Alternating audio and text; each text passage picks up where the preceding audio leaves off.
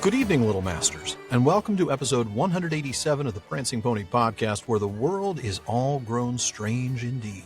Elf and dwarf and company walk in our fields. Isn't that surprising? That is. We'll get into that shortly. But folks, go ahead and pull up a bench in the common room.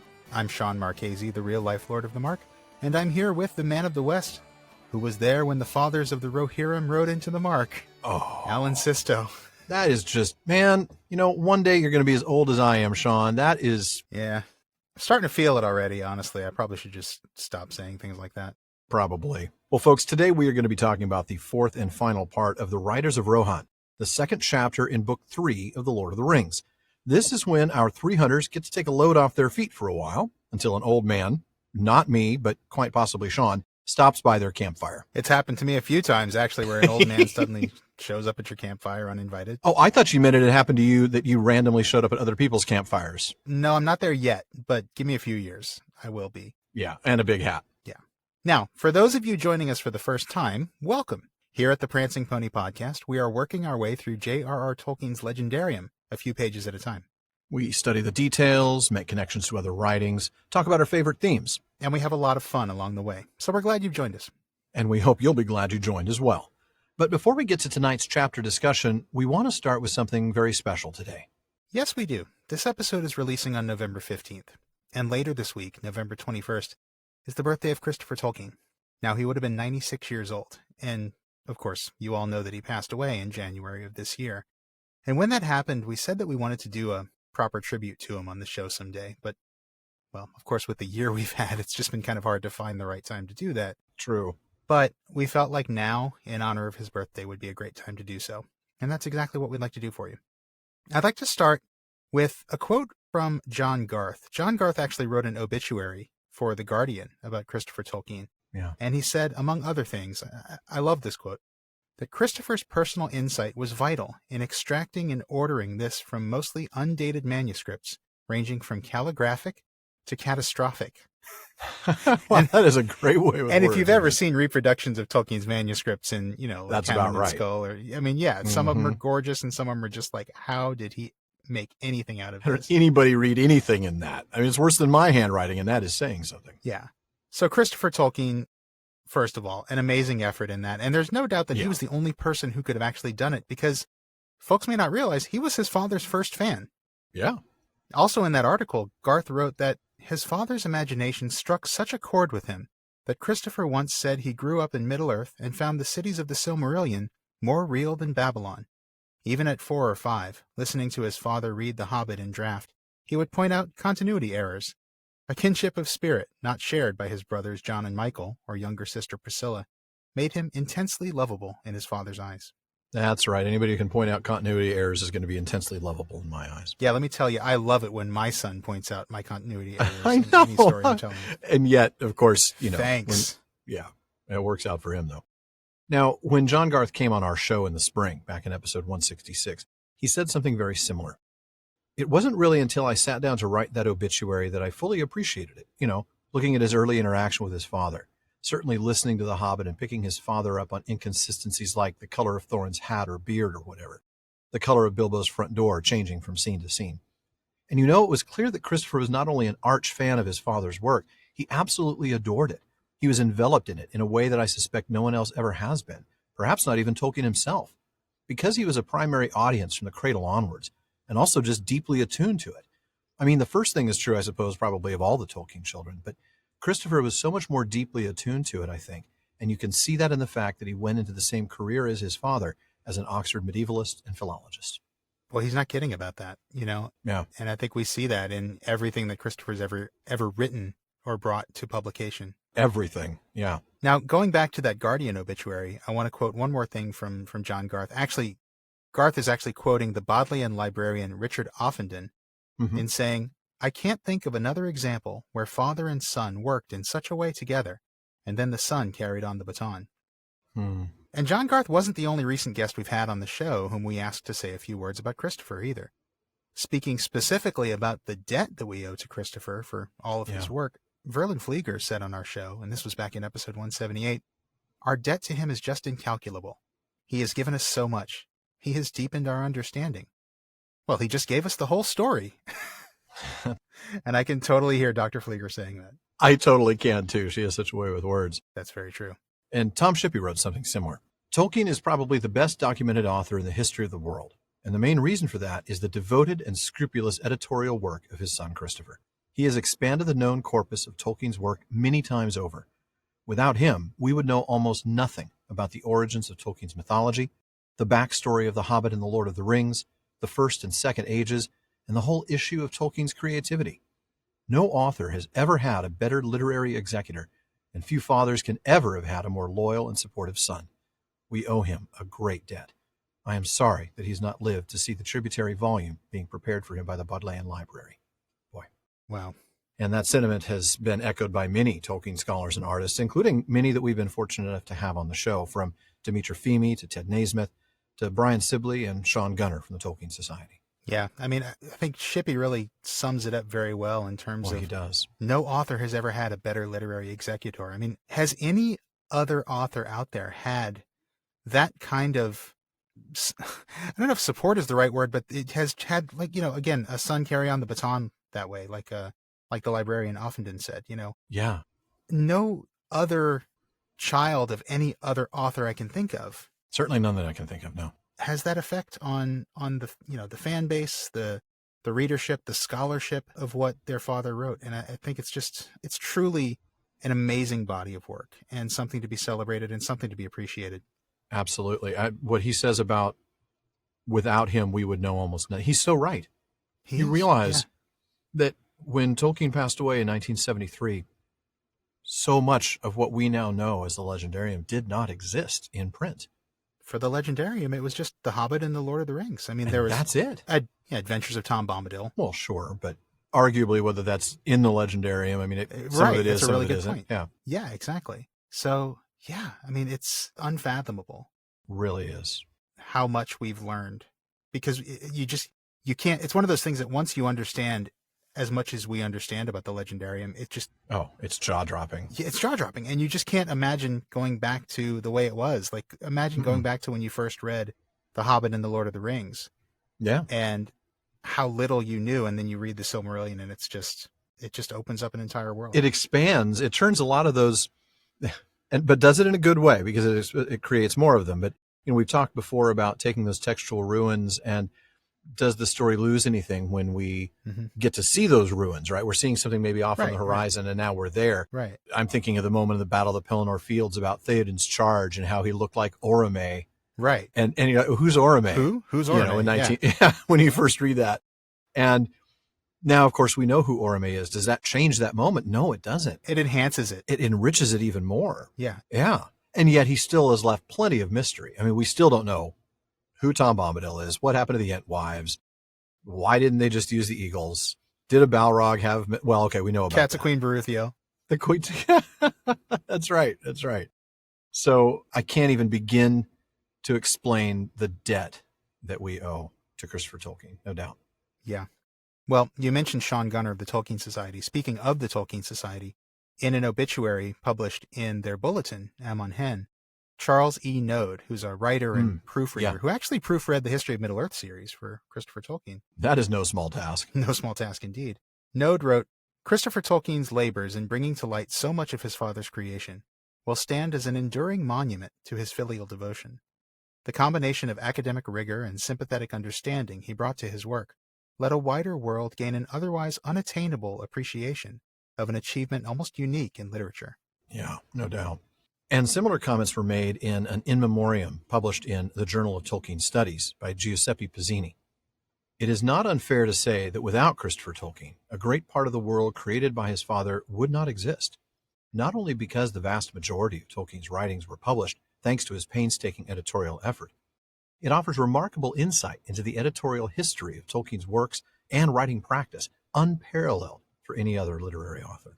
Absolutely right. Unparalleled, indeed, yeah. Totally unparalleled, no doubt about it. I mean, you can read how the work developed. You totally get to see it put together. Yeah. You see it come together in pieces, especially if you're looking at like volume 6 through 9, The History of the Lord of the Rings. Yes. Where, there's just draft after draft, and you just see it coming together. And taking shape. Yeah. As an author, it must be the most amazing thing to read, right? Yeah. It's got to be very inspiring. Yeah, to realize this amazing work didn't just pop into his head fully formed. Right. Yeah. Well, speaking of authors, it wasn't just Tolkien scholars who had some things to say upon Christopher's death.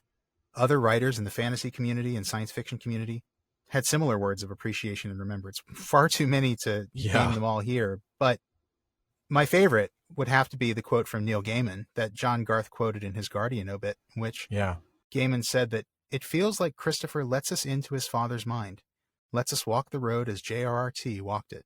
Yeah. And interestingly enough, I didn't know this until I started looking into it. Neil Gaiman wasn't just a casual fan of Tolkien. He actually corresponded with Christopher Tolkien. Yeah, I know, right? He wrote to him after the publication of The Treason of Isengard, so that's Volume 7 of History of Middle-earth. Okay. And he actually wrote to Christopher to explain one of Professor Tolkien's references that was included in the commentary on the Errantry poem.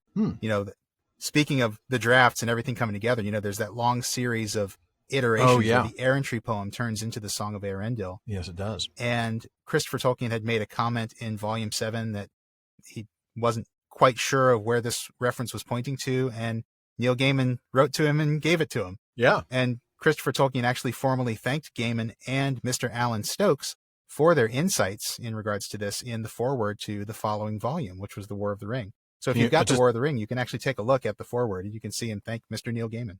Wow. Can you imagine? Just put yourself in the shoes of somebody who's written to Christopher Tolkien. Yeah. And then you're formally thanked in the introduction of the next volume. It's got to feel pretty good. I know. It's got to feel pretty good indeed. So, like we were talking about, without a doubt, Christopher Tolkien's contributions to our community are truly immeasurable. And we quoted John Garth saying earlier that he followed in his father's footsteps as a medievalist, but resigned his fellowship at New College, Oxford in 1975 to devote himself full-time as the literary executor to preserve Tolkien's legacy. Started with the editing and publication of Sir Gawain and the Green Knight, Pearl, and Sir Orfeo in 1975. But of course, it was in 1977 that he published the work that is very special to all of us, The Silmarillion. That's right.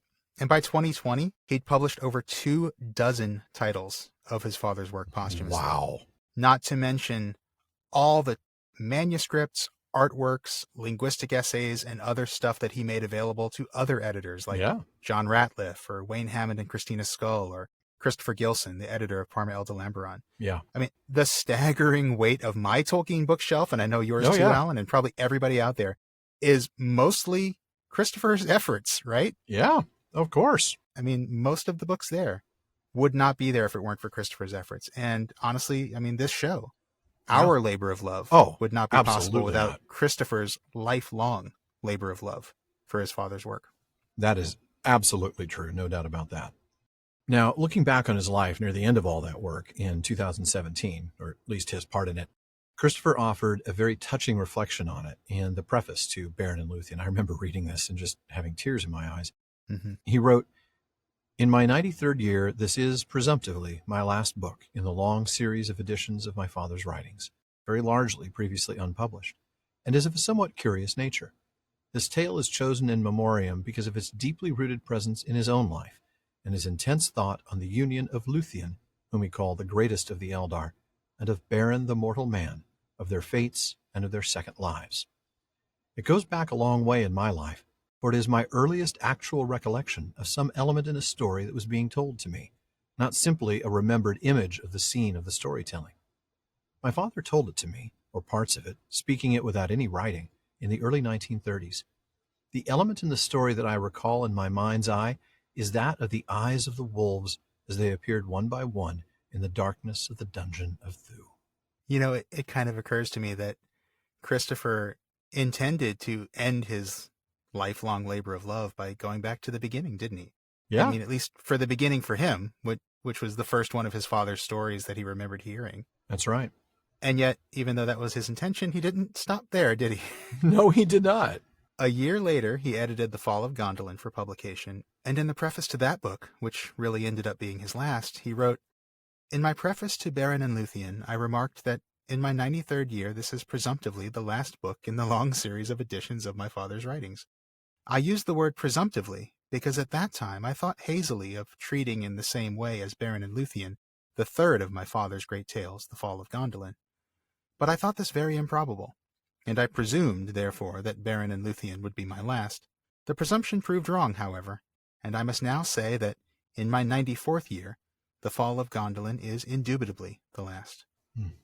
And then later in the preface, he added, looking back over my work, now concluded after some 40 years, I believe that my underlying purpose was at least in part to try to give more prominence to the nature of the Silmarillion and its vital existence in relation to the Lord of the Rings, thinking of it rather as the first age of my father's world of Middle-earth and Valinor.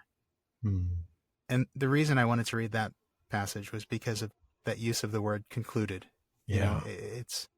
This was it. This was finally going to be his last work on his father's legendarium. This is the capstone. He's finished his job. Yeah. Yeah, and he knew it. Striking. So poignant, too. It is. And I remember reading that book when it first came out. I remember both of them when they first came out and reading one preface and then the next. And I just thought, this was 2018, and I just thought, yeah, this is almost the end of his life, isn't it? This is near the end. Yeah. And of course it was. Yeah. So grateful that he lived long enough to do all those. I mean, most people don't get to live to be in their 90s. No, that's true. I mean, he did get a good lot assigned to him, and he made the most of it, didn't he? Boy, he sure did. I know we've said it before, our show wouldn't exist without him, and I can't even begin to explain how grateful we are to Christopher Tolkien. Yeah, it's true. Well, so this time around, he really did go back to the beginning. In the preface to The Fall of Gondolin, Christopher quoted his own introduction to the version of the story in Unfinished Tales, saying, I will end by repeating what I wrote nearly 40 years ago. It is the remarkable fact that the only full account that my father ever wrote of the story of Tuor's sojourn in Gondolin, his union with Idril Celebrimbor, the birth of Eärendil, the treachery of Maeglin, the sack of the city and the escape of the fugitives, a story that was a central element in his imagination of the First Age, was the narrative composed in his youth. And when he says that, he really means it. I mean, It was not only composed in his father's youth, it was the first one of the stories in the Legendarium that Tolkien ever wrote. I mean, remember, he wrote it while he was recovering from trench fever, which he came down with in 1916. Indeed. It seems only fitting that we should end with the last words of Christopher's preface to The Fall of Gondolin, in which he thanks several people. Chris Smith of HarperCollins, his wife Bailey, and finally, I would also thank all those who generously wrote to me when it appeared that Beren and Luthien was to be my last book. Did you write to him? I'm curious. I never asked you that before. I don't think I've ever had the guts to do that. I did sign there was something at one of the Bilbo Baggins birthday bashes where they were doing a birthday card, and I signed a quick note. But oh, that's awesome. I didn't write a letter or anything. Right. That's awesome. No, I didn't write to him either. And honestly, when I read that in The Fall of Gondolin, I thought to myself, man, I could have written to him. And he might have possibly read it, maybe. He might possibly have read it. I bet people out there listening, I bet there's a few people out there listening who did write to him. Oh, I'm sure there are. And I sometimes wish that I had, but I'm kind of glad I didn't, because I think that I probably would have been a little selfish if I had written to him. Yeah. I probably would have told him about how I could just wish he could keep going. And I mean, the truth is, look, he could still be living now, and he could still be releasing his father's old manuscripts, and I would be buying every single one of them. Every last one. But I'm glad that I didn't write to him, because with hindsight, and I've had a lot of time this year to think about it, I can finally admit that, you know what, he did more than enough. Oh, he did a lot for us, and he did more than enough. And I thank him for what he did, and I think he earned a rest from his labors. Absolutely. A bit like a certain hobbit I can think of. Indeed. I know we said we would end there, but we're actually going to end here with the words that Humphrey Carpenter included about the birth of Christopher Tolkien in 1924. At the beginning of 1924, Edith was upset to find that she was pregnant again. She hoped that it might be a daughter, but when the child was born in November, it proved to be a boy. He was baptized Christopher Ruo, the first name being in honor of Christopher Wiseman. The baby prospered and became an especial delight to his father, who wrote in his diary, "Now I would not go without what God has sent." Well, now I'm thinking of the birth of my son. And I'm just thinking of Christopher, and I'm thinking of all he did for us. And I just want to say thank you, Christopher. Yes. And Namarie. Namarie. And now it's time for us to dive into the chapter. We're going to talk about how a man shall judge what to do in such strange times. We're going to pick up literally where we left off last time, right after Éomer was like, "Oh, yeah, I'd kind of forgotten that your friends might, they were dressed the way you are, and we didn't even see you. You guys did have some elvish magic. All right, yeah. I'd forgotten that. That's right. It is hard to be sure of anything among so many marvels." I'm kidding. You got me. You got me. I was like, is that really his Éomer voice? No. Dude, it was just a week ago. I know. All right. It is hard to be sure of anything among so many marvels. The world is all grown strange. Elf and dwarf and company walk in our daily fields, and folk speak with the Lady of the Wood and yet live. And the sword comes back to war that was broken in the long ages ere the fathers of our fathers rode into the mark. How shall a man judge what to do in such times? As he has ever judged, said Aragorn. Good and ill have not changed since yesteryear, nor are they one thing among elves and dwarves, and another among men. It is a man's part to discern them, as much in the golden wood as in his own house. True indeed, said Éomer, but I do not doubt you, nor the deed which my heart would do. Yet I am not free to do all as I would. It is against our law to let strangers wander at will in our land, until the king himself shall give them leave, and more strict is the command in these days of peril. I've begged you to come back willingly with me, and you will not. Loth am I to begin a battle of 100 against 3. I do not think your law was made for such a chance, said Aragorn. Nor indeed am I a stranger, for I have been in this land before, more than once, and ridden with the host of the Rohirrim, though under other name and another guise. You I have not seen before, for you are young. I can almost hear him now, you young whippersnapper. I mean, I was killing orcs in Rohan when you were still in diapers, bud. I mean, Yeah. So I don't mean to interrupt the reading, but this is very much the old man. Yeah, this is very much, the boomer talking down to the millennial here.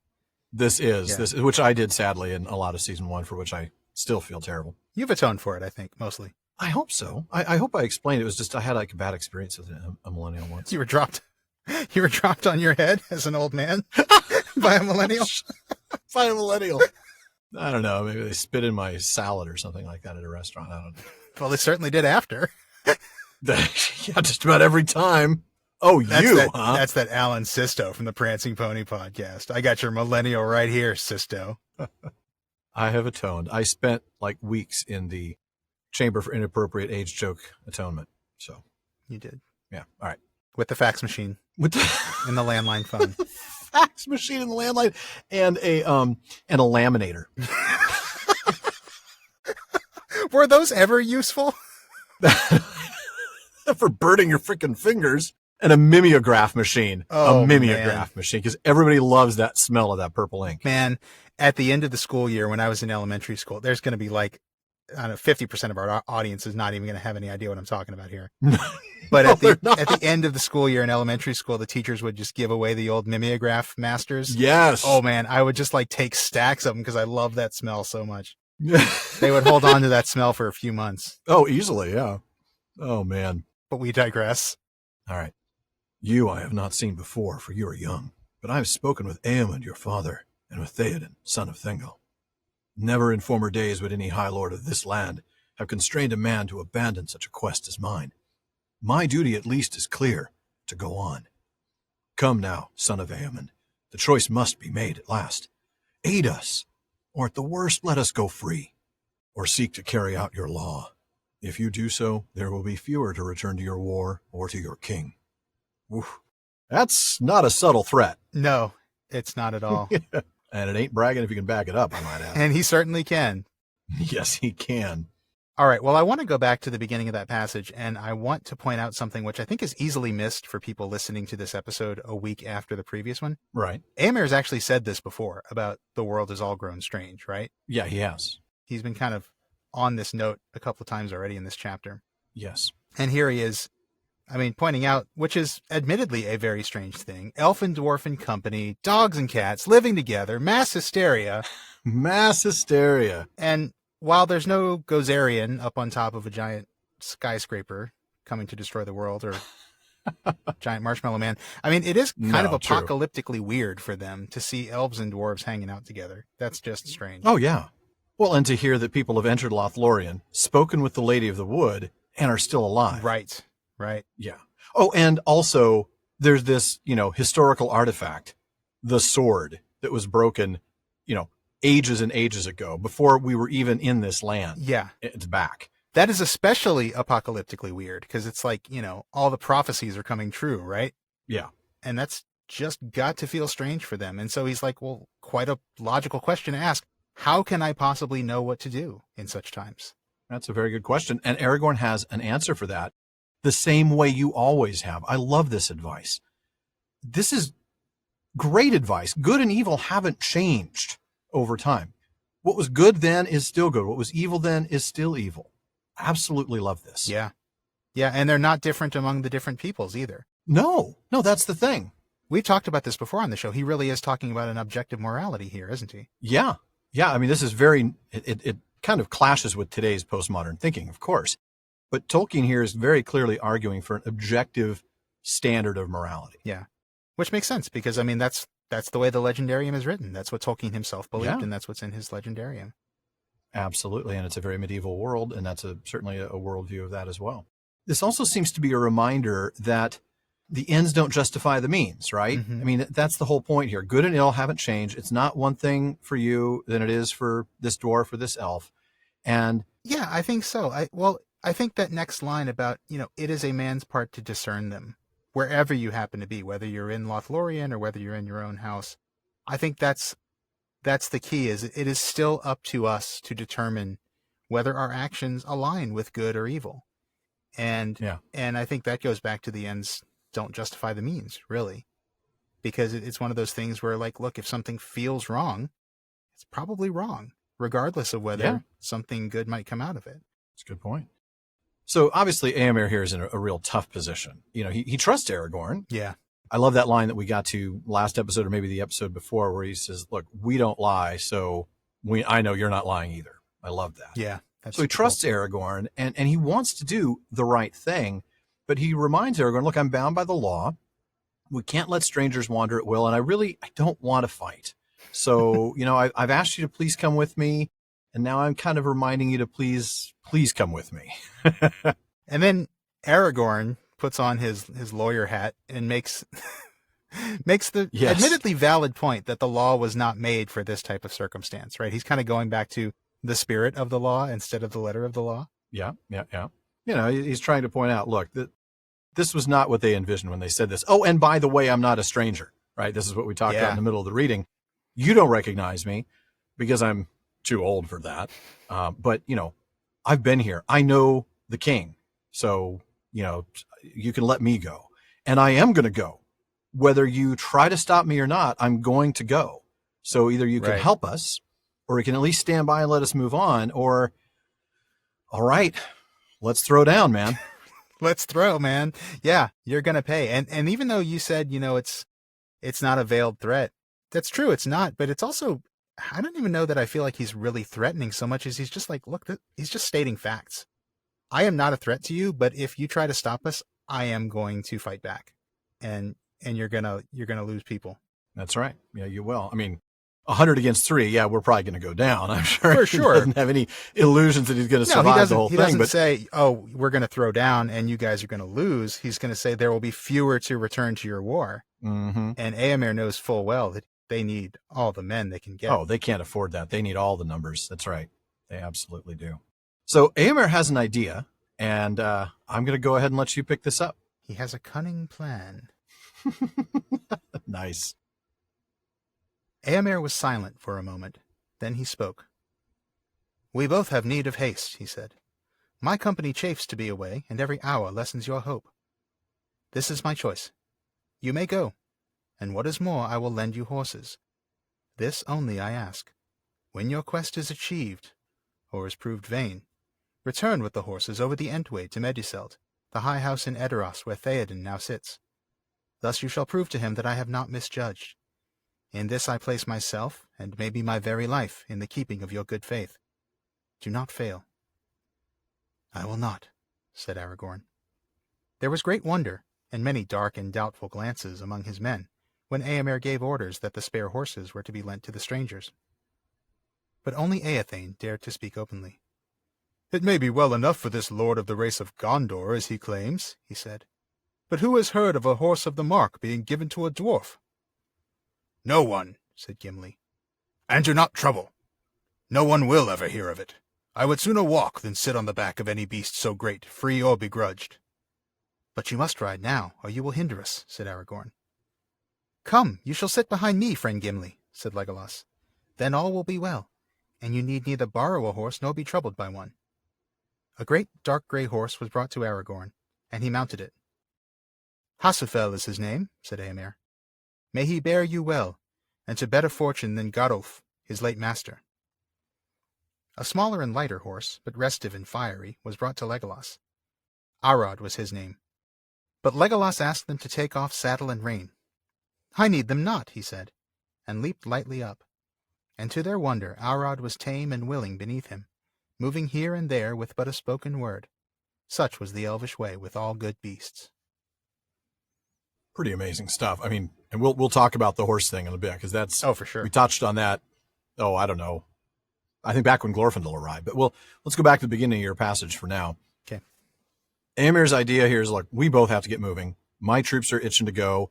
You need to go look for your friends' bodies. That's pretty much what he says, but he doesn't say that. So, look, you can go. And since I'm already going to be in trouble anyway, I might as well undo these horses, because what else am I going to do with them? Right. But there's going to be a condition, of course. Yeah. When you've found your friends, or failed, as is more likely, to find your friends. Well, right, exactly. Bring the horses back to Meduseld, and that will prove my good judgment to the king. Yeah, exactly. And look, this might even cost my life, so please don't screw this up. And of course, we'll learn that Théoden, under the counsel of Grima Wormtongue, arrests Éomer and keeps him prisoner until Gandalf counsels Théoden to release him. So it does end up costing him something, even though it's a temporary something. Right. Now, of course, he also threatened to kill Wormtongue and was disobeying Théoden's orders when he rode against the orcs in the first place. Go, Éomer. He wasn't wrong. Yeah. So it is possible that his assistance to the 300s wasn't, part of the reason why he was imprisoned. It was probably just the technicality that he got him on. Exactly. But I think this is a good opportunity to compare and contrast Éomer and Haldir. I remember when we first encountered Haldir back in Lothlorien, we talked about this. So we got a little bit of a sidebar here, thanks in large part to Thomas Karat, one of our research assistants, helped us find some things. That's right. And it was back in episode 164 that we first talked about this. And I remember we were both pretty critical of Haldir's decision to blindfold Gimli, right? We looked at the fact that, he's just I'm just following the rules. And we drew a distinction between his behavior and Éomer's decision here to not only not follow the rules by letting Aragorn and his friends go, but to actually help them. But even as we see that Éomer does make a different decision than Haldir here, we should point out something that we saw a couple of episodes back. Éomer's and the Riders' threats and intimidation of the three hunters when they first met. As Tom Shippey notes in The Road to Middle-earth, Éomer is a nice young man, but there is a streak of nomad ferocity in the way he and his men taunt Aragorn and company with their narrowing circle of horses, and Éomer's silent advance, until the point of his spear was within a foot of Aragorn's breast.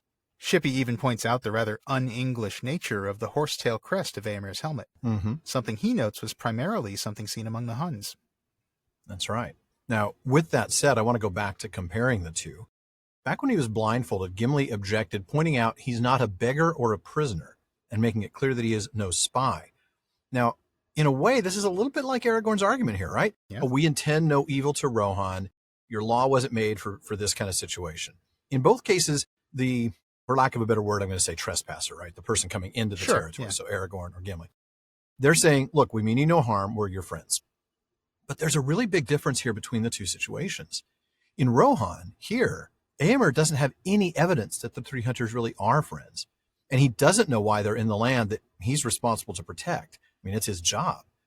Back in Lothlorien, though, Haldir knew Aragorn personally and trusted Legolas as his kin. And similarly, while Aragorn was always intending to lead the company to the Lord and Lady of Lorien, here the three hunters, they weren't intending to go before Théoden down at Meduseld. True. So in a way, it actually makes more sense for Éomer to be more aggressive here, to press his position and deny Aragorn's request. And truth is, that casts Haldir in an even worse light. Poor Haldir, man. I know. Although, I don't know, we might have an out for him here. Okay. It could be that the very nature of Haldir as an elf, as opposed to Éomer as a man, might play a role here.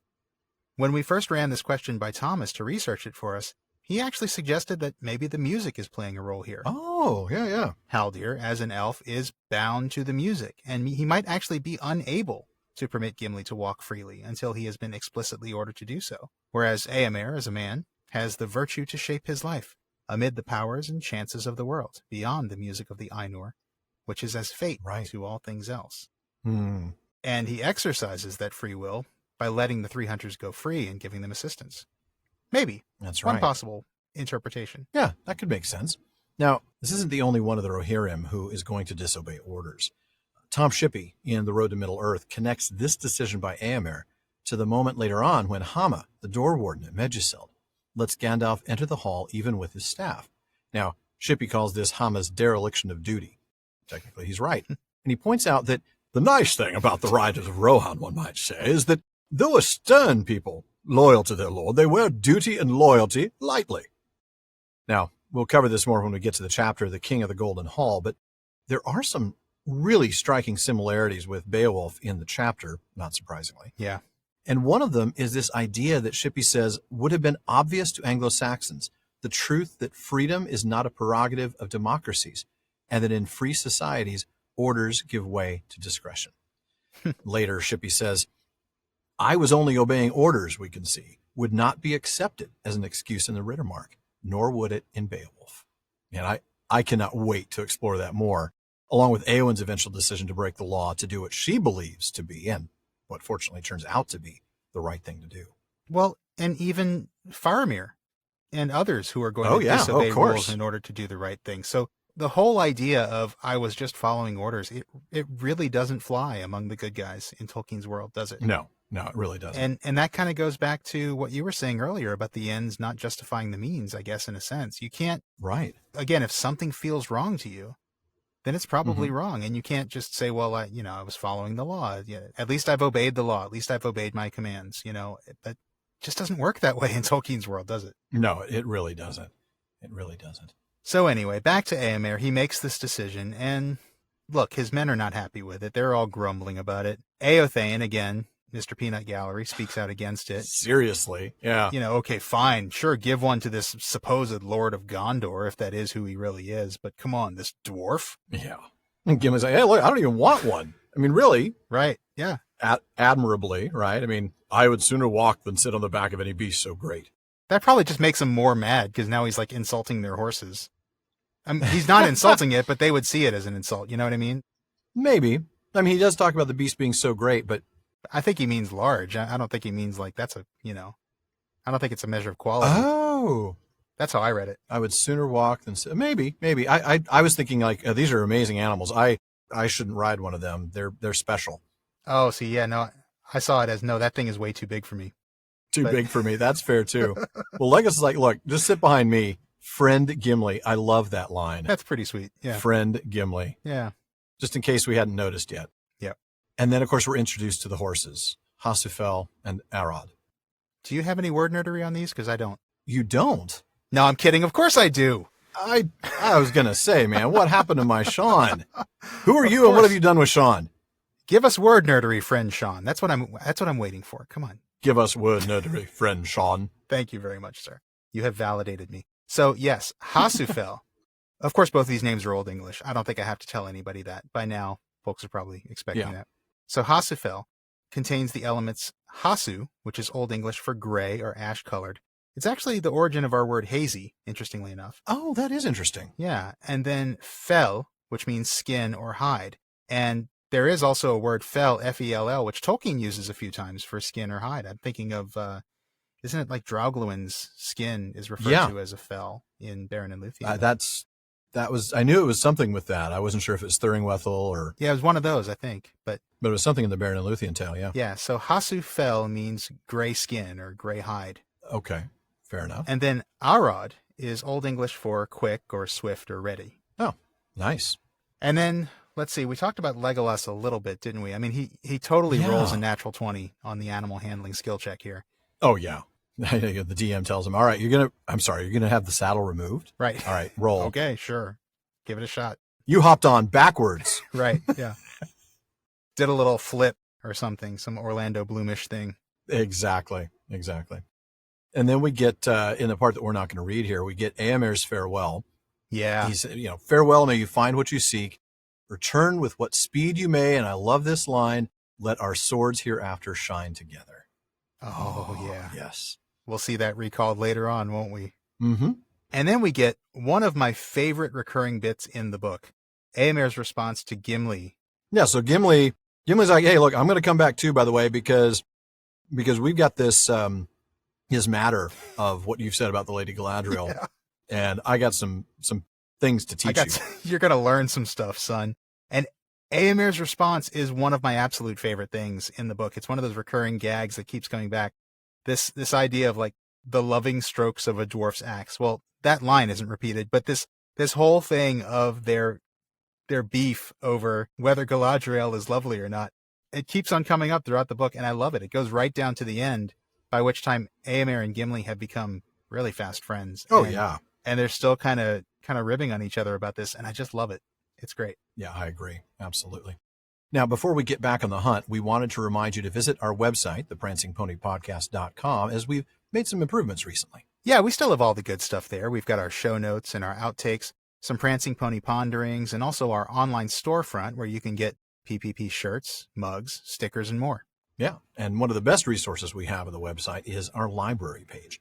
After all, we love the books here at the Prancing Pony Podcast, and we want to make sure that you can get your hands on any of the books we mention here.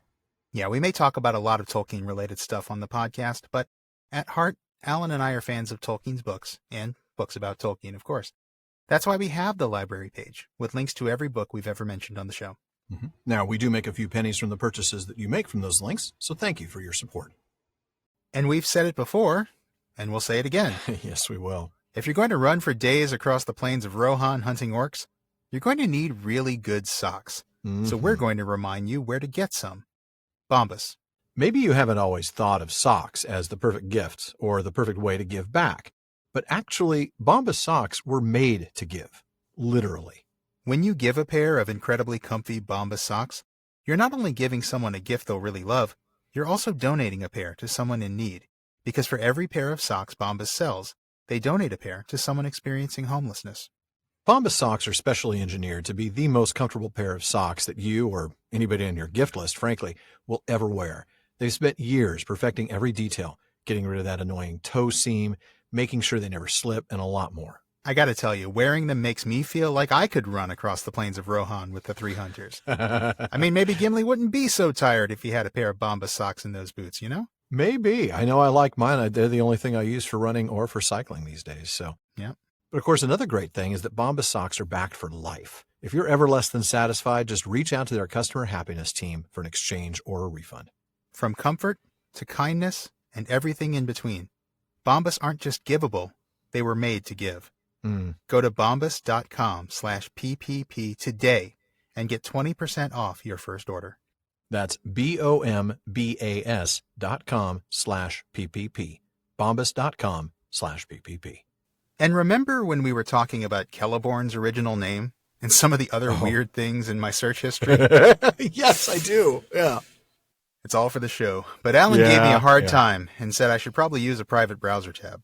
Well, you should, man. But here's the thing. Did you know that private tabs and incognito mode don't actually hide your activity? Look, it doesn't matter if you clear your history every 30 seconds. Your internet provider can still see every single website you have ever visited. That's why even when I'm at home, I never go online without using ExpressVPN. It doesn't matter where you get your internet. Verizon, Comcast, Cox, whoever. ISPs can legally sell your information to advertisers. But you can keep it secret. Keep it safe. With ExpressVPN, an app that reroutes your internet through their secure servers so your ISP can't watch everything you do. That's right. Now, ExpressVPN keeps all your information secure by encrypting every bit of your data with the most powerful encryption available. It's really easy to use, too. Just one button and you're protected, running seamlessly in the background. And you can use it on all your devices, too. Phones, tablets, computers, even your smart TV. There's really no excuse not to be using it. So protect your online activity today with the VPN rated #1 by CNET and Wired. Visit our link, expressvpn.com/PPP, and get an extra 3 months free. on a 1-year package. That's expressvpn.com/PPP. expressvpn.com/PPP to learn more. Well, thanks for the rides, Éomer. We'll return them with a full tank and not a scratch on them. Sean, do you think Aragorn bought the damage waiver? It's like $12 a day, so probably not. They always tell you not to, so I'm guessing he probably didn't. Let's see how that goes for him. Yeah, if we used his American Express card, he doesn't need to, right? That's very true. Yeah. Gondorian Express. The Gondorian Express, that's right. What is this American that you speak of? Yeah, you're right. Gondorian Express. All right. Well, I'm going to go ahead and pick up a few paragraphs later. There's a lot to read here, but we did want to skip some bits and get to the continuation of the hunt. As they rode forward, the day was overcast. Low gray clouds came over the wold. A mist shrouded the sun. Ever nearer, the tree-clad slopes of Fangorn loomed, slowly darkling as the sun went west. They saw no sign of any trail to right or left, but here and there they passed single orcs, fallen in their tracks as they ran, with gray-feathered arrows sticking in back or throat. At last, as the afternoon was waning, they came to the eaves of the forest, and in an open glade among the first trees they found the place of the great burning. The ashes were still hot and smoking. Beside it was a great pile of helms and mail, cloven shields and broken swords, bows and darts and other gear of war. Upon a stake in the middle was set a great goblin head. Upon its shattered helm the white badge could still be seen. Further away, not far from the river, where it came streaming out from the edge of the wood, there was a mound. It was newly raised. The raw earth was covered with fresh-cut turves. About it were planted 15 spears. Aragorn and his companions searched far and wide about the field of battle, but the light faded, and evening soon drew down, dim and misty. By nightfall, they had discovered no trace of Merry and Pippin. "We can do no more," said Gimli sadly. "We have been set many riddles since we came to Tol Brandir, but this is the hardest to unravel. I would guess that the burned bones of the hobbits are now mingled with the orcs. It will be hard news for Frodo, if he lives to hear it, and hard, too, for the old hobbit who waits in Rivendell. Elrond was against their coming." "But Gandalf was not," said Legolas. "But Gandalf chose to come himself, and he was the first to be lost," answered Gimli. "His foresight failed him." "The counsel of Gandalf was not founded on foreknowledge of safety, for himself or for others," said Aragorn. "There are some things that it is better to begin than to refuse, even though the end may be dark."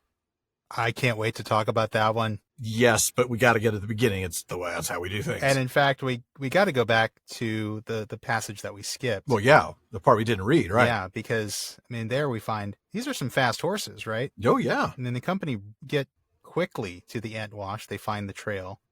Aragorn dismounts. He searches carefully. He surveys the ground carefully. Yes, as he does, as a ranger would. Yep. And he notices that the main trail is confused, but the east trail is fresh and clear. By this point, the orcs clearly knew that they were being pursued. Yeah. So they're going to have to start looking for signs that the captives were taken away. And then as they approach Fangorn looms in front of them, and they're passing single dead orcs along the way, fallen in their tracks. Right. Then they arrive to this glade where the battle was, and this great burning of orc bodies, which is so satisfying to think about. Isn't it? Especially that great goblin head stuck on the stake in the middle of the pile. Man. I love Points that. for style on that one. Yeah. Yeah, you're not kidding. And all the loot, right? The weapons and the armor and the swords and the bows and everything. And then, the head. Yeah. And then somberly, the mound. The mound with 15 spears. Yeah. We talked about mound burials back in 184 when we were talking about the boat burial. Yeah. Yeah. So this is, I think we may have referenced this moment. I think we did. We definitely talked about mound burials among the Rohirrim, for sure. Yeah, and we talked about the one at the Battle of the Fords of Isen. Right. Where we actually get individual mounds, I believe. I think so, yeah. It feels so long ago since we recorded that, even though it was only a few weeks, but... I know, it does, doesn't it? Yeah. What I do love about this is the reminder of the fact that, we don't see exactly how many orcs were slain here. No. But the Rohirrim lost 15 guys. Got to be probably 10 to 1. Maybe 100, 150 orcs. You're talking about a big mound of bodies, big mound of orc bodies 15 riders slain. And obviously, look, you don't want to lose 15 guys, but this is quite a victory. And that's something I like, the subtle reminder of how they won this. But anyway, Aragorn and his companions are searching. Their search doesn't turn up anything. Gimli, who's kind of been on the edge of despair for a while here now, he says, look, there's nothing more we can do. They must be dead. And I love this, that he spares a thought for Frodo and for Bilbo. He says it will be, as sad as he is about this, he thinks it will be hard news for Frodo. Oh, heartbreaking, yeah. And the old hobbit in Rivendell. Yeah. And then we get that discussion about Elrond and Gandalf and the decision that was made to send Merry and Pippin along. Mm-hmm. The second guessing of that decision, right? Exactly. And I want to go ahead and revisit that text from The Ring Goes South. You've got the first part. Oh, yes, I do. So in that chapter, Elrond declared that the company of the ring shall be 9, and the 9 walkers shall be set against the 9 riders that are evil.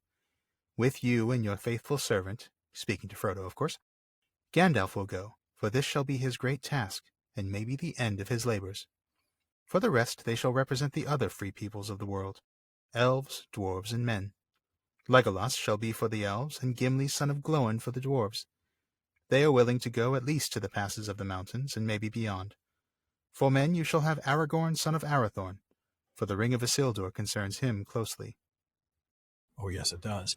But this leaves 2 spots. Now, Elrond initially says he's going to find somebody from his household, but Pippin protests. But that will leave no place for us, cried Pippin in dismay. We don't want to be left behind. We want to go with Frodo. That is because you do not understand and cannot imagine what lies ahead, said Elrond.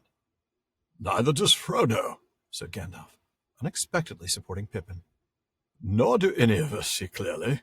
It is true that if these hobbits understood the danger, they would not dare to go. They would still wish to go, or wish that they dared and be shamed and unhappy. I think, Elrond, that in this matter it would be well to trust rather to their friendship than to great wisdom. Even if you chose for us an elf lord such as Glorfindel, he could not storm the Dark Tower, nor open the road to the fire by the power that is in him. It's a compelling case, for sure. It is, yeah. Friendship is more important here than brute strength or might. Great warriors are not going to win this. We need people who are going to stick by Frodo. And that's exactly what Pippin and Merry are going to do. Yeah. And Elrond still has his doubts, especially about Pippin. But he does end up conceding to Gandalf, and, well, it's a good thing he did, isn't it? Because we'll certainly see in a couple of seasons what comes out of that. That's absolutely right. But coming back to this chapter, Gimli seems to kind of be landing at, this was a mistake. They should never have come. And he's even criticizing Gandalf for his lack of foresight, being the first to die and all. Well, what did he know? What did he know? That's right. I'm being a little harsh in my paraphrase of it, but that's kind of the sentiment he's feeling. Like, maybe Gandalf didn't know as much as we thought. He certainly didn't know he was going to die. And the point is that, Aragorn's like, look, it doesn't matter. That's not the top priority for Gandalf. That never was. It's not about safety. Right. And I love this last line. There are some things that it is better to begin than to refuse, even though the end may be dark. Yeah, absolutely. I mean, wow. Aragorn is spot on here. First of all, he is. Gandalf never guaranteed that nobody was going to get hurt on this journey. No. It's just some things you just have to do. We have to do this. It's a very Beowulfian thing. It is. We've got to do this, even though people are going to get hurt. It's going to be hard.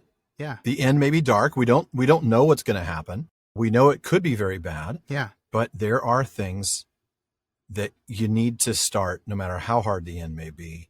Absolutely. And I think Gimli I think he's wrong here. I think Gandalf did have foreknowledge. In fact, I've been thinking about this quite a bit. I think Gandalf had very clear foreknowledge, or fairly clear foreknowledge that something bad might happen to him on this journey. Yeah. I don't think he necessarily knew it would happen in Moria, though he knew a big risk was there. Right. He didn't know it was a Balrog. He didn't know exactly what was going on there, but he knew that there was something in Moria. And I think he also knew when he left Rivendell, before he left Rivendell, he knew that I think he had some foreknowledge that he was going to die, that something was going to happen to him. And he did it anyway. And I wondered, first of all, it sounds like we're both in agreement that he probably knew something was going to happen to him, or that there was a good possibility. I think he strongly suspected that at some point he would be required to sacrifice himself. Yes. He would be required to lay down his life for the success of this mission. Absolutely. And I am equally sure that he had no idea that he would come back. That's where I was going to say. I think he had to know the opposite. He had to be certain in his mind that he would not be able to come back. Sure. Because he knows he's incarnate. Right. He knows he's incarnate. His body's going to die, and he knows he's going to have to lay his life down. Mm-hmm. And yeah, sure, he's going to come back in his Maya form in Valinor, but he's not going to come back to Middle-earth as Gandalf, at least in his mind. And there's a great letter where Tolkien really goes in depth in this, and I cannot wait for us to get a chance to talk about that. In a few episodes when we get to that, yeah. But yeah, I don't think he knew. I don't think he even had a suspicion that it was possible. No. And it did take, as we would say, divine intervention, right? Yeah. As we'll get to. Very much divine intervention, yeah. This wasn't a decision of the Valar. That's not just a figure of speech. That is literal. Quite literal. As we'll discuss when we get there. Short version of it, folks, if you haven't gotten there. You know, the Valar, of course, were the ones that sent, with Iluvatar's permission, that sent the Astari, that sent the wizards. But when Gandalf died, he died. And it wasn't up to the Valar to do anything about that and change that. They did not have the power. They did not have the authority They did not have either the power or authority to re-embody him. And that was an Iluvatar decision only, as we will find out. So, yeah, quite seriously, divine intervention. Yeah, we'll find out. That's very clearly stated in the letters. And so, yeah, that's exactly where I'm landing on this. I think that Gandalf had a pretty good inkling that he was going to die. Certainly more likely than not is how it's got to have been understood. Whether it was the Balrog, whether it was the Witch King, whether it was Sauron himself. He knew something was going to happen to him. And he had no reason to believe he would come back. So his sacrifice in Khazad-dûm is a tremendous sacrifice. Yes, it is. And yet he did it anyway. And that brings us back to Gimli and him saying, well, come on, he obviously didn't have foresight because he came and he died. Well, yeah, I want to kind of grab Gimli and I want to say, look, remember how that elf lady that you love so much said, don't doubt Gandalf? That's right. Needless were none of the deeds of Gandalf in life. Oh, that's such a great line. Don't doubt Gandalf. No. And stop thinking that the only thing that matters is self-preservation, right? Yeah. I mean, Gimli's thinking, well, of course, if he'd had foresight, he would have known he was going to die, and so he wouldn't have come. The unspoken conclusion is because self-preservation is the most important thing. Because who would do that if they know they're going to die? Nobody would do that. Because, who would do that? Because they would choose self-preservation over any sacrifice for a friend or for a great cause. And I think that's just I think it's just his depression talking. It is his hopelessness now. Yeah, you're right. I mean, let's keep in mind where he is at mentally is not as good a place as Aragorn or even Legolas. Because we know full well that Gimli understands sacrifice, and Gimli would make sacrifices. Oh, yeah. Dwarves get that. Yeah. Gimli would do it in a heartbeat for Legolas right now. Yeah. Or certainly for Galadriel. Yeah, he would. It's just that he, look, he's sad. He's sad that he thinks that Merry and Pippin are dead, and so I think that's kind of what's talking here. And he's even imagining, having to give the news to Frodo and to Bilbo. Oh, yeah, it is heartbreaking. Yeah. Well, then we get a little bit of not reading, but only a little bit. And we learn, of course, that, Aragorn's saying, look, I'm not leaving. We're going to wait here until morning. And then they camp. And I'm going to go ahead and have you read the next little bit. We're going to skip a little bit after they set up camp. And then once the fire's going, Sean, if you'll pick up there. We'll get a little light in the darkness for Gimli. There you go. And from Gimli. When the dwarf had a small bright blaze going, the three companions drew close to it and sat together, shrouding the light with their hooded forms. Legolas looked up at the boughs of the tree reaching out above them. Look, he said. The tree is glad of the fire. It may have been that the dancing shadows tricked their eyes, but certainly to each of the companions the boughs appeared to be bending this way and that, so as to come above the flames, while the upper branches were stooping down. The brown leaves now stood out stiff, and rubbed together like many cold, cracked hands taking comfort in the warmth. There was a silence, for suddenly the dark and unknown forest, so near at hand, made itself felt as a great brooding presence, full of secret purpose. After a while, Legolas spoke again. Celeborn warned us not to go far into Fangorn, he said. Do you know why, Aragorn? What are the fables of the forest that Boromir had heard? I have heard many tales in Gondor and elsewhere, said Aragorn.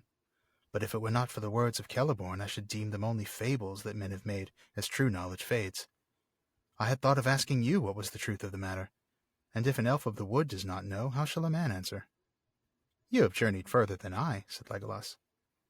I have heard nothing of this in my own land, save only songs that tell how the Anadrim, that men call Ents, dwelt there long ago. For Fangorn is old even as the elves would reckon it. Yes, it is old, said Aragorn, as old as the forest by the Barrow Downs, and it is far greater. Elrond says that the two are akin, the last strongholds of the mighty woods of the elder days, in which the firstborn roamed while men still slept. Yet Fangorn holds some secret of its own. What it is I do not know. And I do not wish to know, said Gimli. Let nothing that dwells in Fangorn be troubled on my account. So going back to the part that you didn't read, they make a camp under this spreading chestnut tree. Talk to me about that, because you're you're not only our word nerd, you're our plant nerd, aren't you? Well, I've got help on the plant nerdery. I've got a copy of Flora of Middle-earth. That's the book I don't have, yeah. It's a wonderful book. I know, I need to get it. And I definitely recommend it if you're the least bit interested in plants. I am interested in plants, but don't really know much about plants, although I'm learning from reading that book. But anyway. Well, clearly, yeah.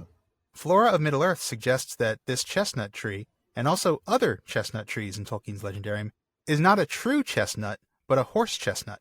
They say the horse chestnut basically fits the description that we see here and elsewhere in the Legendarium, and it's called a horse chestnut perhaps from the erroneous belief that the tree was a kind of chestnut. So, not a real chestnut, but what is called a horse chestnut. I still don't understand. If something's not true, then it's false. Why is it a horse chestnut? I don't understand. Why would you call it a horse chestnut instead of like the false chestnut or the fake chestnut? I don't know. I mean, I guess it's kind of like, Spanish moss. I grew up in Louisiana, and we have Spanish moss there, and Spanish moss is not moss. No, nor is it Spanish, correct? I'm pretty sure it's not. No, I think it is neither. Southern American, yeah. Yeah, interesting. So, back to the horse chestnut that's enjoying the fire. Well, it's not enjoying the fire yet, because Gimli is just suggesting a fire in the passage that we didn't read. Despite the possibility of orcs, he thinks a fire is a good idea. Legolas thinks, hey, it might even bring the hobbits out. Yeah, you're absolutely right. But Aragorn reminds them, it might bring other things than orcs or hobbits out. Yeah, it might. I mean, this could be bad. This is like, shining a light saying, anybody want to come and have a free meal of a man, dwarf, and an elf? It's perilous to touch the wood of Fangorn, it is said. Now, I wanted to talk about that briefly. Mm-hmm.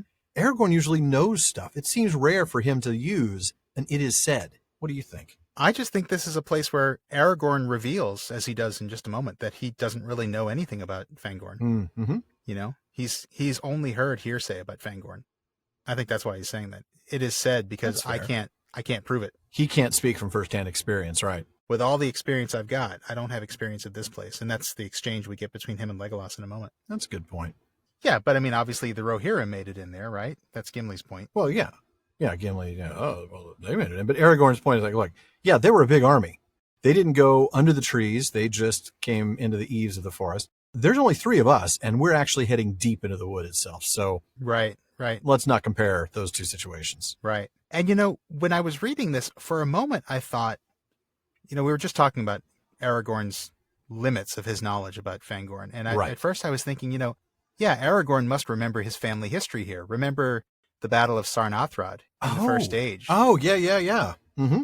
When the Ents came and took care of the dwarves that had stabbed. Yes, exactly. Took care of those dwarves. And none of them ever made it home. Right. None came back to tell the tale. And at first I was thinking, yeah, that must be what Aragorn's thinking of. He knows that Ents are dangerous and that we don't want to go in there. But obviously, as we were just discussing, and as we'll talk about in a moment, Aragorn doesn't know anything about this place. He doesn't seem to know anything about there being Ents here or anything. So I kind of started to go down the Sarnathrad road, and I only bring it up here because you probably would like to think you'd like to think so, wouldn't you? You'd like to think he knows that there are Ents here and that he knows that Ents are dangerous, but that doesn't seem to be what's going on here. He's just could be like the old forest or something where we know it's dangerous, but we don't necessarily know what the danger is. Yeah, right. But Gimli, being a dwarf, has need of wood, of course. So great Aule throwback there. Yeah, you like that? Thank you. But Gimli's like, look, we don't even have to cut any living wood. There's lots of it around. And then Legolas has this great moment that I love where he's sitting there listening to unheard voices. Yeah. I mean, again, wood elf. He's making a connection to this forest that the others are not. That's true. Now, once the fire is going, they sit around it together, as you do. And I love this observation about the tree being glad of the fire. Ooh, that's pretty cool. I mean, that's cool. The hands rubbing together kind of creep me out. But I mean, is this an ent that's just, Yeah, or is it just a rustling that's kind of anthropomorphic, or is this actually an ent that's kind of trying to subtly get warm? rubbing its leaves together like Maybe. hands? Yeah. No. We don't know. But this does lead the three hunters into a discussion of Fangorn. Yeah. The great brooding presence will do that, yes. Great. I mean, it is the oddest silence imaginable. And Legolas asks this question, like, look, Celeborn warned us about this place. What's up with it? What did Boromir hear? Right. And Aragorn says what we were just talking about. Look, I have no idea. I've heard stories about this place, but I would have dismissed them if it weren't for, the fact that Celeborn told us. I tend to listen to what Celeborn has to say, yeah. Right, yeah. Mm-hmm. Otherwise, it's old wives' tales. Of course, we know what Celeborn thinks about old wives' tales. Now, Legolas, of course, he's journeyed a little bit himself, but not as far as Aragorn. But he does know some things from songs about the Onodrim that men call Ents. So he knows that Ents lived there long ago and that it's a very, very old forest. Even elves would call it old, which is saying something. Yeah. Aragorn goes on to say that, yeah, it is old. In fact, it's as old as the old forest itself, the one that we first encountered at the beginning of book 1, practically. That Elrond even says the two forests are akin, which is pretty amazing how far apart they are. Yeah. And then Gimli, though, his reaction is like, look, I don't want to know. I don't want to know any of this. I just want to be left alone. Just trees are freaking me out, man. They're freaking me out. Yeah. The trees, man. The trees are freaking me out, man. I get it. Poor Gimli. I mean, all he's got is one axe, and that's not going to do a lot of good if a bunch of trees come after him. No. He can't hack away fast enough. Now, a chainsaw, on the other hand, that's a whole nother story. Oh, no. We're not going to take a chainsaw to Fangorn Forest. No, of course we're not. I was just saying as a self-defense weapon. I mean, Gimli might. Okay, if Gimli had one. Oh, if the dwarves had, of course they would. Just like if they had pneumatic drills, they would use that to chisel away the mountainside. Yeah. All right. Now, I've got a question because we came across a really cool word a little bit ago. Legolas says the songs that tell how the Onodrim that men call Ents dwelt there long ago. Do you have a word nerdery on Onodrim? Of course I do, because I've got Parma El Delamberon number 17. Oh, you braggart. And I looked in it for this episode. Yes. Onodrim means Ent folk. Of course, it's Sindarin. Onod means Ent.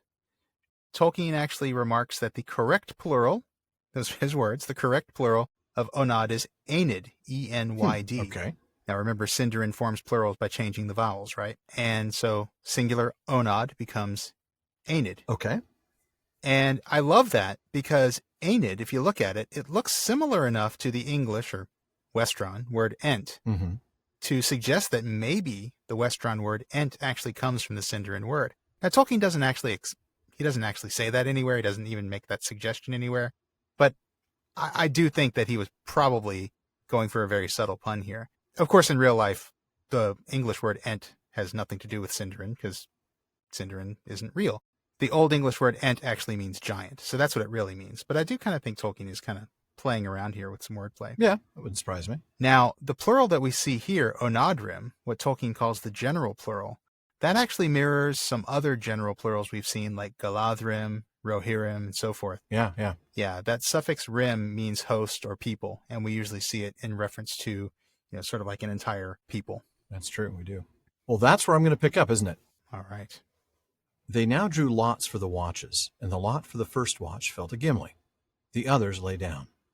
Almost at once, sleep laid hold on them. Gimli, said Aragorn drowsily, remember, it is perilous to cut bough or twig from a living tree in Fangorn, but do not stray far in search of dead wood. Let the fire die, rather. Call me at need. With that, he fell asleep. Sorry, call me at need. I'm out, man. It's going to make it hard. Yeah, that's all right. Legolas already lay motionless, his fair hands folded upon his breast, his eyes unclosed, blending living night and deep dream, as is the way with elves. Gimli sat hunched by the fire, running his thumb thoughtfully along the edge of his axe. The tree rustled. There was no other sound. Suddenly, Gimli looked up, and there, just on the edge of the firelight, stood an old bent man, leaning on a staff and wrapped in a great cloak. His wide-brimmed hat was pulled down over his eyes. Gimli sprang up, too amazed for the moment to cry out, though at once the thought flashed into his mind that Saruman had caught them.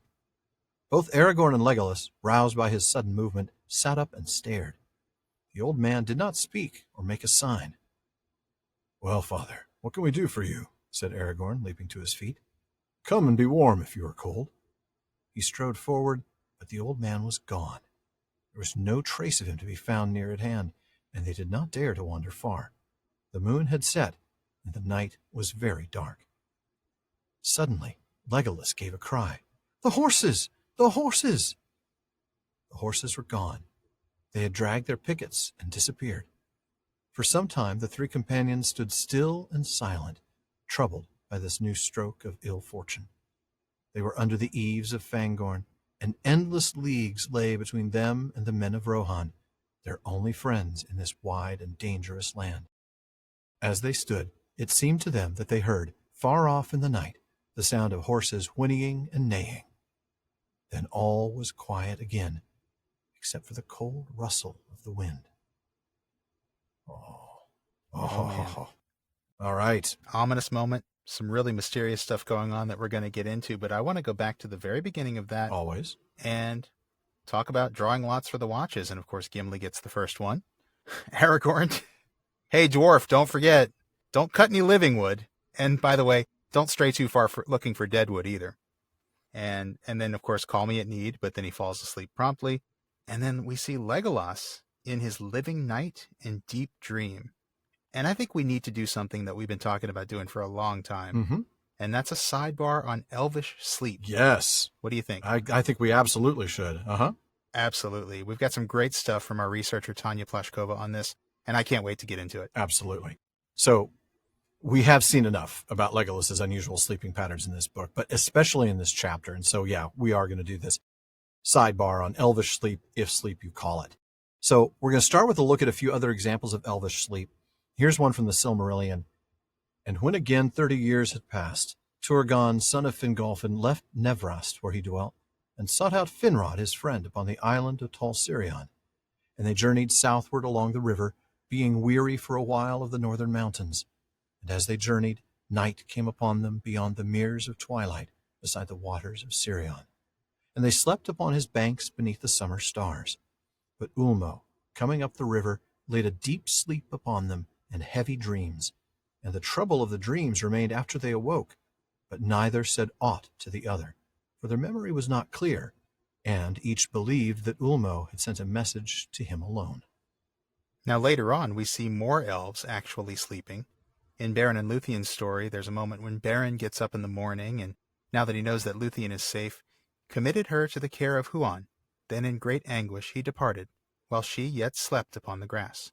And then in Of Turin Turambar, Beleg, chasing after Turin, who'd been captured by the orcs, came upon one lying asleep at the foot of a great dead tree, and Beleg, staying his steps beside the sleeper, saw that it was an elf.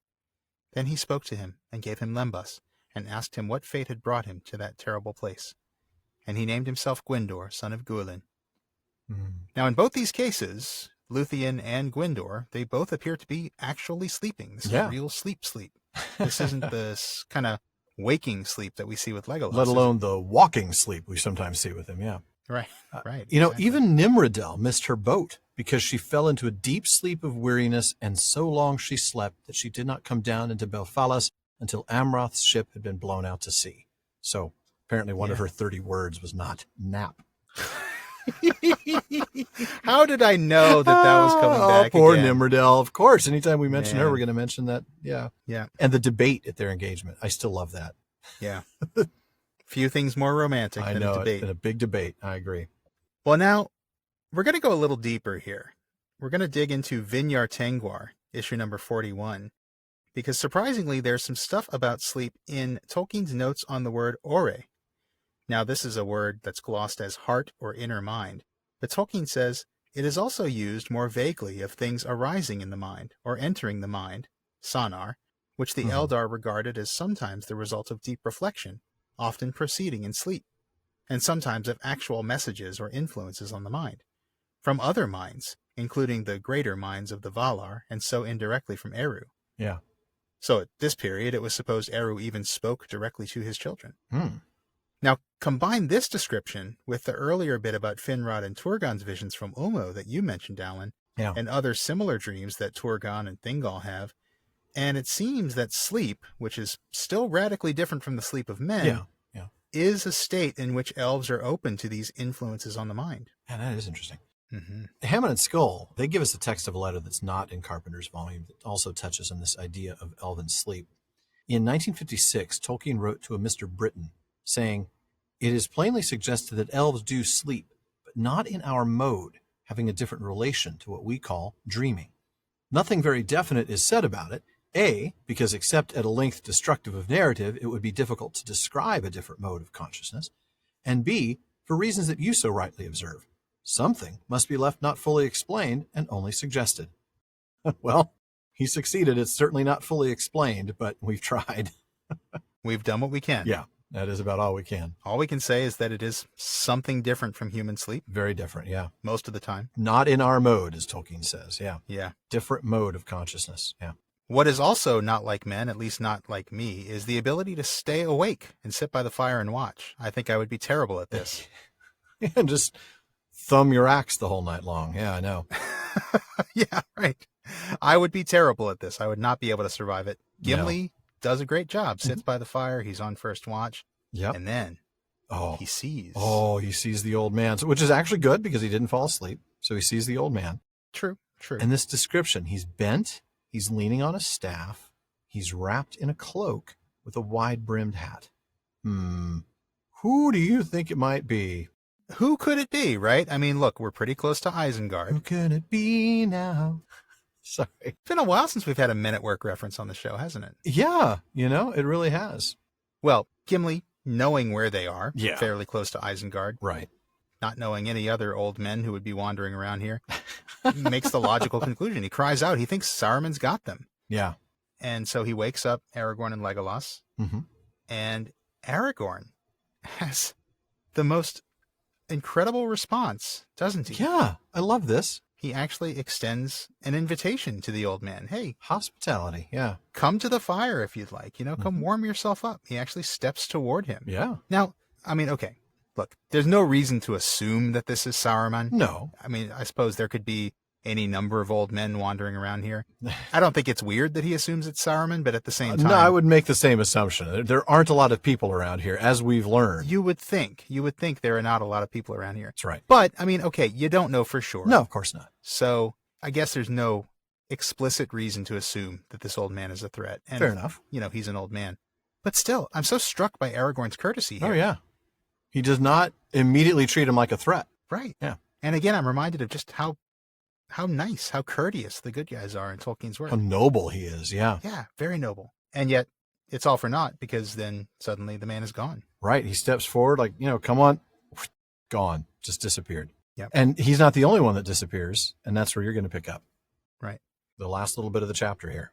Well, the horses are gone, and now we're going to be explaining it. So you're going to pick up with Gimli expressing his opinion. Yes. All right. If you wish to know what I think, he began again after a while, I think it was Saruman. Who else? Remember the words of Éomer. He walks about like an old man hooded and cloaked. Those were the words. He has gone off with our horses or scared them away, and here we are. There is more trouble coming to us, mark my words. I mark them, said Aragorn, but I marked also that this old man had a hat, not a hood. Still, I do not doubt that you guess right, and that we are in peril here by night or day. Yet in the meantime there is nothing that we can do but rest while we may. I will watch for a while now, Gimli. I have more need of thought than of sleep. The night passed slowly. Legolas followed Aragorn, and Gimli followed Legolas, and their watches wore away. But nothing happened. The old man did not appear again, and the horses did not return. So Legolas cries out that the horses are gone. They've dragged their pickets, and we're going to learn eventually. I was actually looking at our calendar. This won't be until March, but we are going to learn that they weren't stolen. It's hard to believe it's that far off. Is it that far away? Yeah, Wow. yeah. Yeah, I guess there's a couple of chapters to get through before they get a full explanation of this. Yeah, right? including Treebeard, which is going to take us forever. Yeah. So, there's a bit here that we'll learn. I'm going to go ahead and, because that's so far away, I'm going to read from that. "Now I understand a part of last night's riddle," said Legolas as he sprang lightly upon Arad's back. "Whether they fled at first in fear or not, our horses met Shadowfax, their chieftain, and greeted him with joy. Did you know that he was at hand, Gandalf?" "Yes, I knew," said the wizard. "I bent my thought upon him, bidding him to make haste, for yesterday he was far away in the south of this land." So, just a little preview. Yeah. So back to the text here. I mean, understandably, when the horses disappear, Aragorn, Legolas, and Gimli are just kind of dumbfounded. Really. Be like coming out of the show and your car is gone and everybody else is left. Right, and you're like, right. Now what? I can't even get a taxi. Right. Yeah. Right. And this is actually in the passage you read, but this idea of them troubled by this new stroke of ill fortune. I mean, That's true. Yeah. think about it. They're at the edge of this mysterious forest where the trees are strangely rubbing their leaf hands together over their fire. Yeah, absolutely. The only other friends they have nearby are, Yeah. I mean, sort of the Rohirrim and Frodo and Sam. They're separated by miles from anybody that they know. Miles and miles. Yeah. And then not to mention Aragorn's thinking now he's not going to get the deposit back on these horses. I mean, he's really...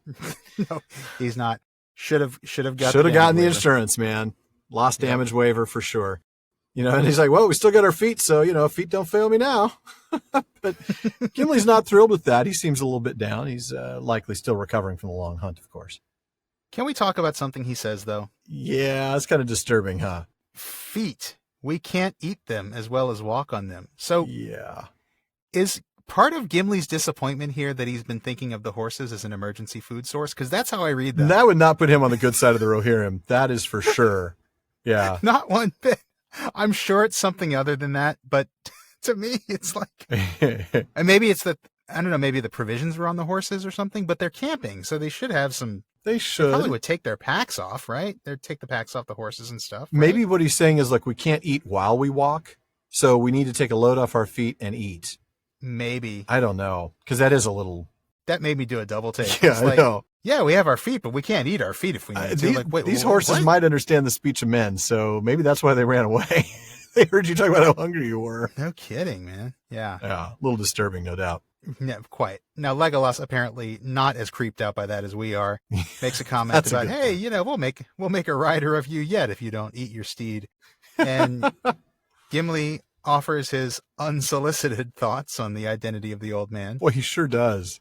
He sure does. It totally reminds me of the film line, which in the movie, it's in the spot before they even get to Moria. Oh, I know. Yes. If anybody asks me my opinion, which I know they've not, yes, I think we'd have taken the long way around. Here's how, if you wish to know what I think it was Saruman. Nobody asked you what you think.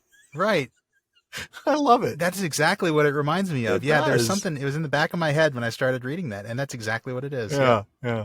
So, he thinks it must have been Saruman, and he references Éomer's description, right? The old man hooded and cloaked. Yeah. And he obviously scared our horses off, and now we're alone and totally vulnerable. We're going to be in trouble. Yeah. Yeah. Aragorn, though, interestingly, Ranger eyes, I guess, noticed that, look, this guy had a hat. Pays attention to details, yeah. This guy had a hat, not a hood. But, yeah, you're probably right. It was probably Saruman. I mean, maybe he owns a hat, and we are probably in danger here. But, look, we need to take some rest, so I'll take the first watch. Yeah, absolutely. And they're right, of course. Tolkien's scheme tells us that on this night, which is February 30th, Saruman appears on battlefield and is seen by Aragorn and companions at night. So, now, of course, Gimli is going to later suspect it was just an evil phantom of Saruman, but Gandalf later confirms, saying, he was so eager to lay his hands on his prey that he could not wait at home. He came forth to meet and spy on his messengers. But he came too late for once, and the battle was over, and beyond his help before he reached these parts. He did not remain here long. That's right. Yeah. And just in case there's any lingering doubt on whether this is Saruman or Gandalf, later on that same page, Gimli asks Gandalf, hey, was it you or was it Saruman we saw? Right. And Gandalf says, you certainly did not see me. Therefore, I must guess that you saw Saruman. Yeah. Yeah. But even then, it's a guess. There you go. But it's a pretty logical guess. Yeah. It's not Gandalf. We know that much. Right. That much we can say for sure. And there's one other thing we can say for sure. The last paragraph, precisely nothing happens. I love that. Precisely. There's literally a sentence that says, but nothing happened. That might be a first on the Prancing Pony podcast, where we've read an entire paragraph of text and nothing happened. Nothing to talk about. I mean, nothing happened. The old man didn't appear again. The horses didn't return. We got the Order of the Watch, I guess. That's true. That's true. You know. But still. It was Gimli for a little bit, and then Aragorn, and then Legolas, and then Gimli again. Yeah. Yeah. That's exciting. It's like autumn followed summer, and winter followed autumn, and then spring followed winter. Oh, man. Good stuff. Well, you know, the horses still have not returned, so we're just going to move on to Bartleman's bag in a moment. But even when that's done, the talk continues all night long at the Prancing Pony. That's right. Our amazing listener community keeps the conversation going in all of our social media spaces. At our common room on Facebook, you're going to find comments, questions, corrections, and more on every episode, as well as updates from us throughout the week. Just look for the Prancing Pony Podcast on Facebook. And, of course, we have some really good discussions going on over on Reddit, too. You can find us there at r/PrancingPonyPod. And you can follow us on Twitter and Instagram, both with the handle @PrancingPonyPod. Mm-hmm. And if you're enjoying the show, please share us and consider giving us a review on Apple Podcasts. And if you want exclusive content, postscripts, full bonus episodes, live Discord events with Sean and me, and episodes without digital ads, then check out patreon.com/prancingponypod, where you can support the show by joining the Fellowship of the Podcast. Now, let's see what messages Bartleman has brought us. Sean? All right. Well, Paul D. in Bristol asks, is Barad-dûr a copy of Orthanc? Although it is indicated that Saruman shaped it, the original tower was not made by him, and so possibly existed before Barad-dûr. Who copied who, and why? Alan, what do you got here? Well, the Tale of Years tells us that Sauron began the building of Barad-dûr around Second Age 1000, and that he completed it about 600 years later. Now, 1700 years after that, in Second Age 3262, that's when Sauron took his sabbatical to Numenor and came back without his body, kind of inconvenient, in Second Age 3319. Now, 15 years after that, in 3434, the last alliance began the siege of Barad-dûr and defeated Sauron 7 years after that, in 3441. So, pretty big timeline. Barad-dûr was broken then, but as Elrond points out in the Council, its foundations were not removed, for they were made with the power of the ring, and while it remains, they will endure. Now, fast forward almost 3,000 years later to Third Age 2941, when the White Council attacks Dol Guldur, and Sauron retreats to Barad-dûr and begins to rebuild it again. Now, finally, we get to Third Age 3019, and that's when the tower, after the destruction of the ring, will ultimately collapse and be destroyed. Right. Now, as for Orthanc, we're not given an exact year of its construction, but it had to have been built after the year 3320 of the Second Age. That was the year when Gondor and Arnor were established by the faithful Númenóreans who'd escaped the downfall. Right. But although it was built after 3320, it had to have been built before 3430 of the Second Age, which is when the last alliance was formed. Right. So it was built around 1700 or 1800 years after Barad-dûr. So certainly Barad-dûr is not a copy of Orthanc, to answer Paul's direct question. And it kind of seems unlikely that the men of Gondor would build a tower to emulate Sauron's Dark Tower. Yeah. Especially the faithful men of Gondor who knew what Sauron had done. Yeah. Exactly. These aren't like, Black Númenóreans or Kingsmen or anything like that. Yeah. Yeah. I agree. I don't think it's likely that the men of Gondor would build we want to build a mini Barad-dûr. No, I don't think so. But certainly the question of Barad-dûr being a copy of Orthanc, well, the timeline makes that impossible. Yeah. And I think if you look at Tolkien's art, I don't think Tolkien really saw them as very similar either. I mean, if you look at the very famous picture of the foundations of Barad-dûr, with the black bricks and everything. It just looks like it's so massive. Massive. Certainly far larger than Orthanc. Yeah. But I'm struck especially by the fact that you see like the brickwork in Tolkien's depiction of Barad-dûr. Yeah. Whereas Orthanc is always described as, being very smooth, and it almost seems as though it was, built out of a single pillar of stone. And so I don't think that they were quite as similar as you might assume. I mean, Tolkien might cheekily say, both were towers, and what's the quote? There the similarity ends. Something like that. Yeah. But I mean, look, they're both dark. They're both made from some dark material. They're both currently occupied by residents whose first name begins with S. Yes, and who both were in Owley's AV club back in Owley's AV club. Oh man, that's awesome. Love it. So yeah, definitely some similarities, and I think there's probably some similarities between the two towers, but towers are towers, right? Yeah, but I don't think either one is meant to be a copy of the other. No. Do we have time for one more? I believe we do, Sean, and it's kind of a funny one because even though we pulled these questions based on their topics, and these were asked months apart, this also happened to be asked by the same Paul D in Bristol, unless there are two Paul Ds in Bristol. Which I guess is possible, but if not, yeah, there you go, congratulations. Paul. You get two, and who knew? That's very rare. He asks, Gandalf is usually depicted as wearing a wide-brimmed hat with a tall point.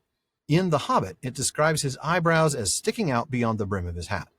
Unless his brows stuck out a foot or more from his face, ! Does his style of hat change from The Hobbit to The Lord of the Rings? Perhaps from a hat with little or no brim, like Merlin and Disney's Sword in the Stone, to one with a wider brim later on. Sean, what do you have? Okay, well, let's start by taking a look at that passage from The Hobbit.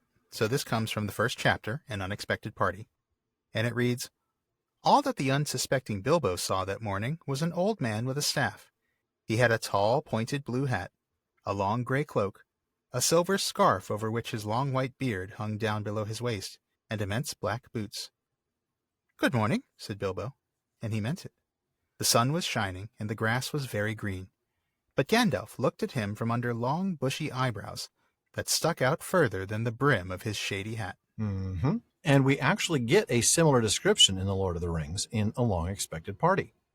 He wore a tall, pointed blue hat, a long gray cloak, and a silver scarf. He had a long white beard and bushy eyebrows that stuck out beyond the brim of his hat. So it doesn't appear that the style of hat changed from The Hobbit to The Lord of the Rings.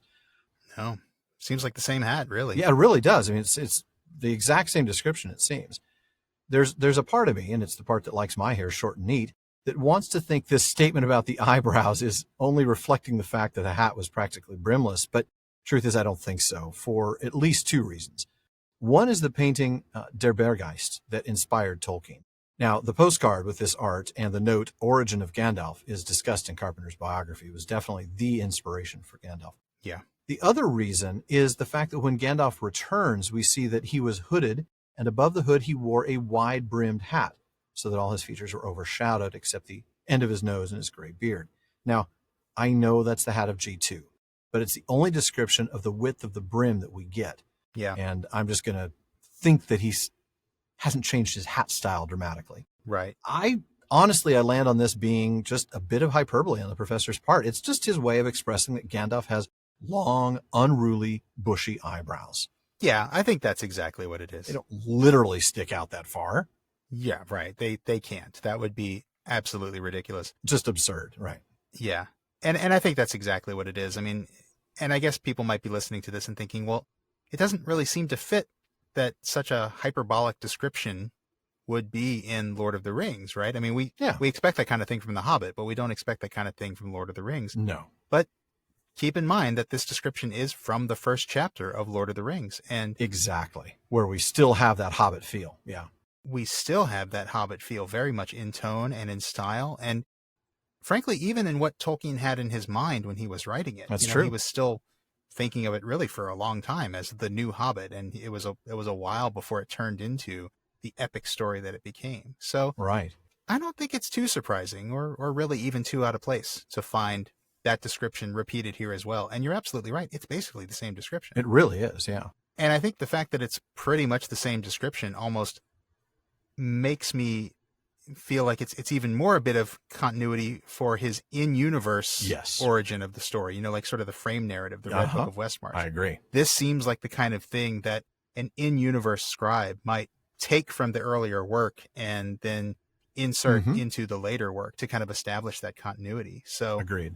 I think it's quite on point, really, that the author of the sequel, whether we accept that the author was J.R.R. Tolkien or whether we think it was some translation of the Red Book of Westmarch, I think it makes perfect sense that the author would keep that bit of continuity in the first chapter of Lord of the Rings, because we've seen and we've discussed this, that it kind of starts in that space and it really very much really takes off and becomes more epic. Yeah. Yeah. And it takes a little while to do that, but you're right. That first chapter in particular is very Hobbity in feel. Yeah. So very much. Yeah. Well, folks, that wraps it up for another episode of the Prancing Pony Podcast. Now, please Be sure to join us again next week when we catch up with Merry and Pippin on the worst Uber ride ever. Yeah, can we give the Uruk-hai 0 stars? Seriously. I mean, the car was a total mess. They knocked us out, gave us some disgusting drink, and then shoved us in the trunk. Love it. Never taken that Uber driver again. No. Now, folks, we want to take a moment to thank our patrons at the Círdan's contribution tier. That's James in Virginia, Tamsin in Minnesota, Chad in Texas, Lance in New Jersey, Paul in Colorado, Jerry in Texas, Bruce in California, Mario in Utah, Seth in Texas, Ella in California, Joseph in Texas, Kathy from North Carolina, Lori from Washington, Josh in Oklahoma, Carlos in California, Brian from the UK, Cameron in Nevada, and Ned from Connecticut. Thank you all so much for your support. Indeed. I am stunned at how long that list continues to grow. Yeah. Just mind-blowing. We also want to thank the team that helps make this show better. Research assistants Thomas Karat and Tanya Pleshkova, along with our Barliman, Becca Davis, producer Jordan Rennells, social media manager Casey Hilsey, event and Patreon community coordinator Katie McKenna, and website guru Phil Dean. This show truly would not be what it is without our supporters and our teammates. That is right. So thank you all. Yeah. Now, folks, be sure you don't miss an episode of the Prancing Pony Podcast. Subscribe to the show through Apple Podcasts, Spotify, or your favorite podcast app. And one last thing as always, don't forget to send your thoughts, comments, and most of all, your old man hats but not hoods to Barliman at theprancingponypodcast.com. Barliman is admittedly a lot more reliable these days than he used to be, but folks, we do get a lot of mail, so please be patient. We'll get to you as soon as we can, and your question or comment may be featured on a future episode. Now, as always, this has been far too short a time to spend among such excellent and admirable listeners. But until next time, farewell, friends.